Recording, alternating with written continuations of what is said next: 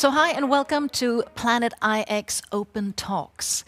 Now each week Planet IX is releasing episodes on the features of Planet IX, the platform and the beta version that we just released for early adopter players and networks who have been selected to take part of the beta phase. So once again, a warm welcome to all of our viewers and of course all of our players. I'm Sabinia and I'm the host of these episodes, and in addition to that I also lead the sustainability and impact strategies for Planet IX. Now today we have an interesting agenda around the mechanics of the game and also around the game assets like packages, drop zones, picks, tiers and collections. And to talk more about this, I say warm welcome to the creative director of Planet IX, a familiar face already. Welcome, Philippe. Thank you so much. So we're back here, we've got a lot to cover today, so let's start right away. Okay, let's start with packages. Yes.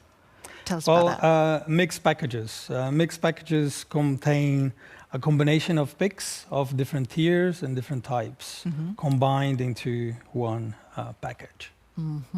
And these combination change according to the size of the package, or how does it work? It's a good question. No, the combination of tiers or types of picks, they vary according to the geographic location that the drop zone is dropping the packages.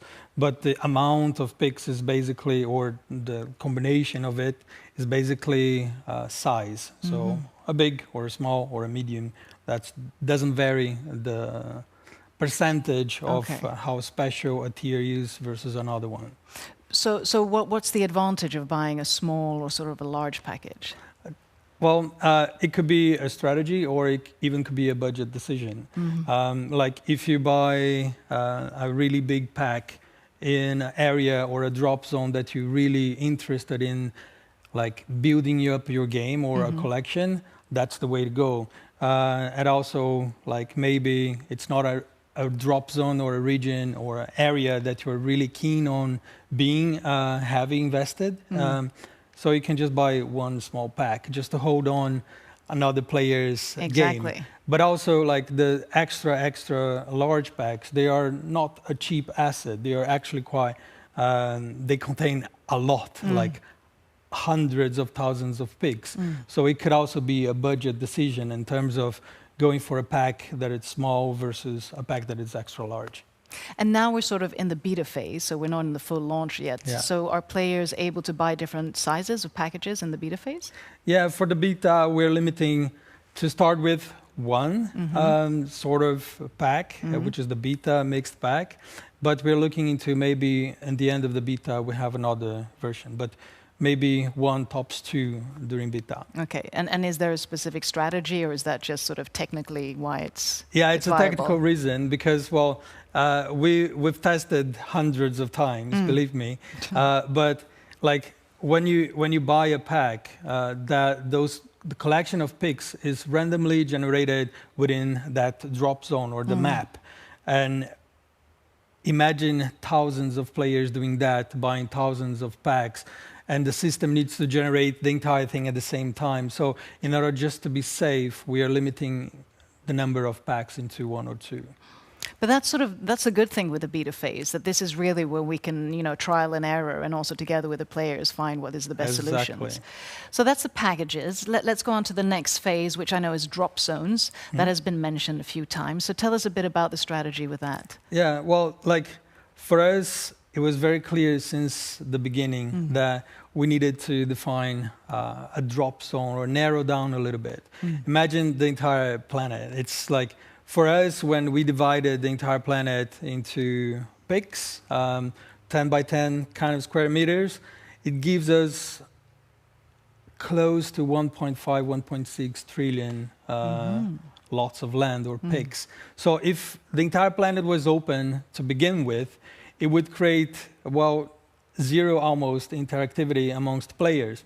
So the idea of narrowing it down is to actually make a game. And I believe that the drop zone idea connected to the tiering of the picks is what makes us like special and stand out in comparison to any other game trading platform or NFT platform out there. We're going to talk about NFTs too. Okay, but then I it's a clever design there. I mean, it can't be easy to put all these components together, but really a clever way. But tell us, just to sort of elaborate a bit more for the viewers, how the drop zones actually work, because there's going to be, of course, during the beta phase. Yes.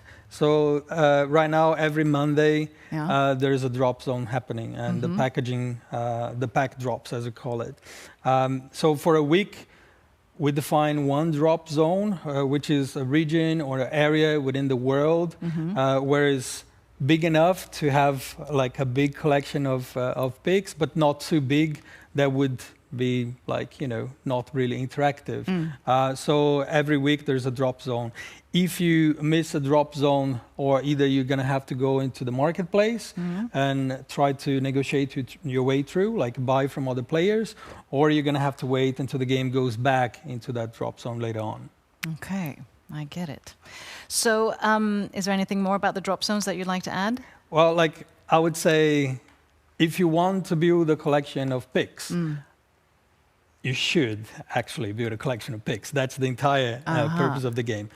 If you want to do that, you have, I would just say, not to miss any drop zone. Just be there every time. Yeah, so whether you think this drop zone is interesting or not, it's always good to sort of be there. And there can be another buyer wanting your zone. Exactly. It depends on how much you want to be in that zone. But still, like, just think that even if you don't do a big investment of buying a really huge amount of packs, if you just have one amount of pack there, like, or one small pack, other players in the future will like, I need that. And then it's your way to shine on marketplace. A lot of strategies.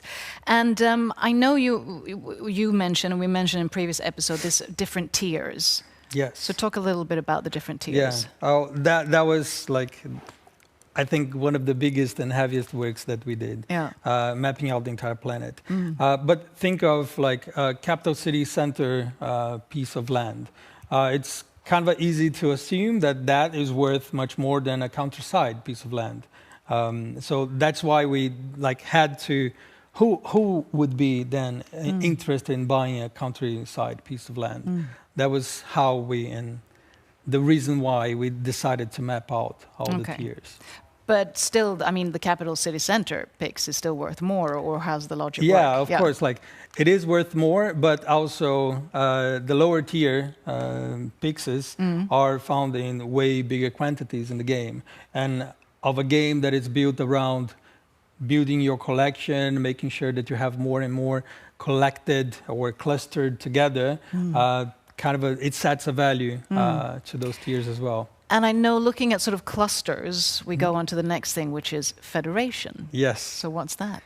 Well, like, you start with a pics, and based on the amount of pics or clusters that you have all combined together that belongs to the same player, is the same collection, it turns into something else. So you start with pics and go all the way to a federation, as you said. And in order for a player to unlock a federation, you maybe need like some dozens of millions of pics all combined together in that collection.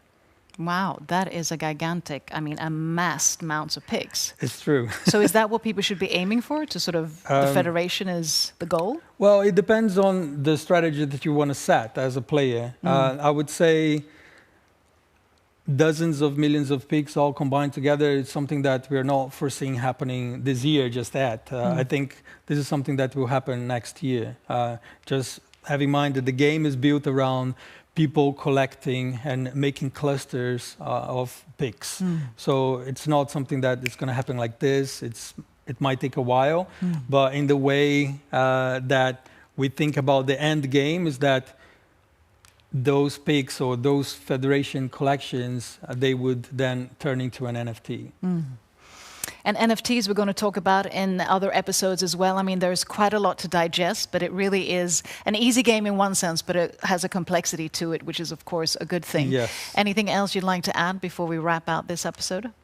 Well, I would just say we are very ambitious. We have a lot of goals and a lot of like very clear objectives up ahead. we're doing a lot of stuff, and I think the more the game grows, players will also grow together with the game, like in terms of their in-game currency, in terms of what we're actually contributing and bringing back to the planet with the sustainability. You know more than I do, actually, on that sense. So yeah, like stay tuned. Don't miss out. Definitely, and that's what's so cool about the game. It's not only playing a game, it's actually being able to contribute to the planet in the real world, which is amazing. Thank you for all the work that you're doing, Felipe, and the whole team with Planet IX. And do join us next week, because then we'll be talking more about Planet IX support and also Planet IX community. So thank you for watching this time. Stay tuned. See you next time.